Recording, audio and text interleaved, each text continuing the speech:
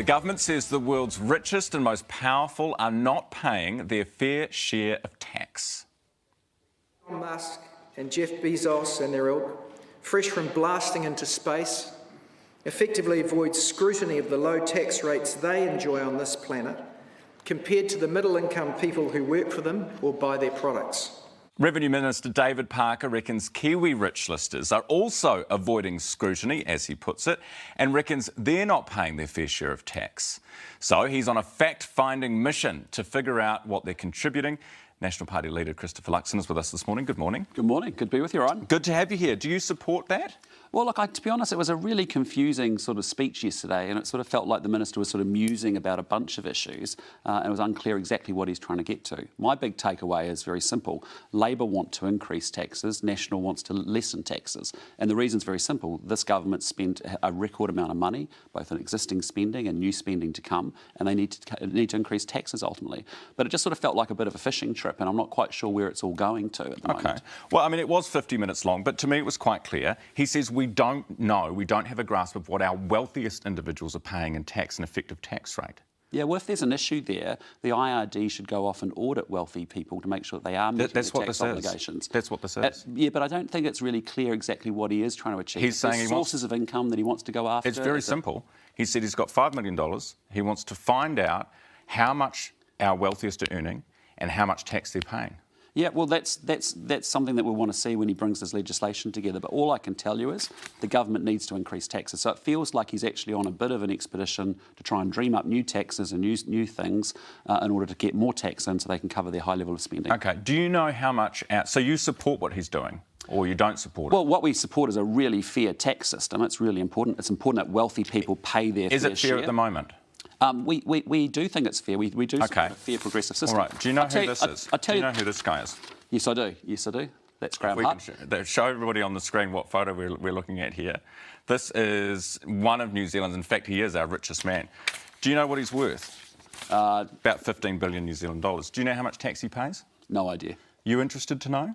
Well, the question is, that's a question for him and the IRD and the government to sort of talk through. Right, so you do support what David Parker's doing then? No, what I'm saying to you is the IRD today has powers to go off and audit an individual, a wealthy individual, make sure that they are paying their fair share. But only, tax obligations. Only if you suspect they're doing something wrong. You can't just go willy-nilly audit someone because they're rich. Yeah. But what I'd say to you is, look, if this is all about fairness, why doesn't David Parker and I go to Parliament next week and actually just pass our inflation-adjusted taxation threshold proposal? Okay, we can talk because that would actually help the squeeze middle that he's trying to talk to. Okay, we can talk about this, but I just want to clarify your position, because you said you didn't really support what he was doing, you didn't really understand it, and now you're saying actually you don't know how much Graham Hart pays in tax and you'd like to know, which is what he's trying to do. No, what I'm saying to you is, look, I'm not clear what David Parker's trying to do at all.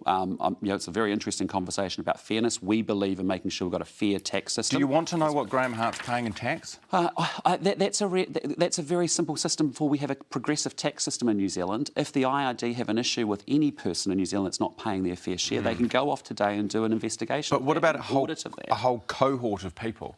I mean, imagine how much tax you could get from one person. This is what Parker's going to sell, right? Yeah, but the question is, are we now in a conversation about being anti-wealthy people, or are we in a conversation about making sure we've got a fair tax system? But what do you say? I think that's the challenge here. If it's just going after wealthy people because you don't like their wealth, that's a different story. We believe in our party about an equality of opportunity. The Labor Party believe in equality of outcome and redistribution. Here's the problem with what you've just said. You have said this morning that the New Zealand tax system is fair, yet you don't know what Graham Hart is paying in tax, what his effective tax rate is. So how can you say that it's fair to somebody who is below a living wage right now in New Zealand and they are paying their fair share of tax? In fact, the median is 16 to 17%.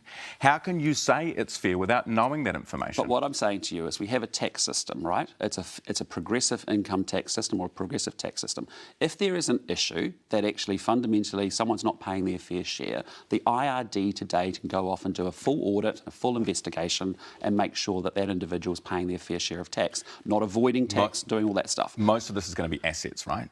Well, we don't know, right? It's Because the capital. government's ruled out a capital gains tax. So Yeah. now is he on a bit of an excursion to try and find an alternative? The Greens are talking about they want a wealth tax for people who have anything over $1 million. That would capture anyone who owns an average house in New Zealand now is over $1 million.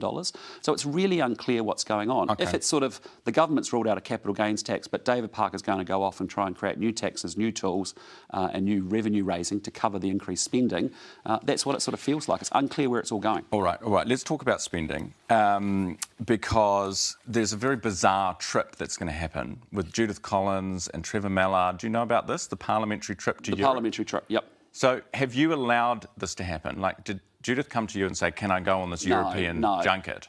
No. What happens is every year there's what's called a speaker's tour or a speaker's trip. In this case, they're going to Europe. We're trying to do an EU free trade agreement with the Europeans at the moment. Yeah. Each party gets to choose, gets to nominate. In our case, we actually run it through our caucus, and we actually have a sort of an election. Someone nominates as to why they think they'd be a good candidate to go on it, what skills they could bring to it. Why is this a good idea? I mean, OK, here's the basic question, because you mentioned the EU free trade deal. Would the EU free trade deal still happen if this trip didn't?